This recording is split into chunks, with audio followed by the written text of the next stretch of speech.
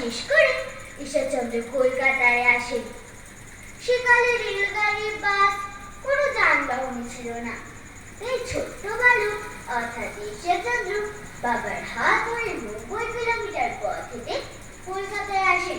কলকাতায় আসার পথে মাইলস্টোন খোদাই করার সংখ্যাগুলি দেখে তিনি ইংরেজি অঙ্কগুলি শেখেন। তিনি এতটাই মেধাবী ছিলেন। কলকাতায় এসে ঈশ্বরচন্দ্রকে খুব কষ্ট করে পড়াশোনা করতে হয়েছিল।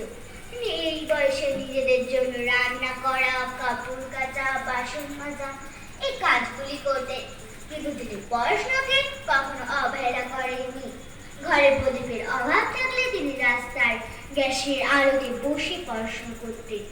এত কষ্টে পড়াশোনা করে ঈশ্বরচন্দ্র প্রত্যেকটি পরীক্ষায় প্রথম স্থান লাভ করতেন।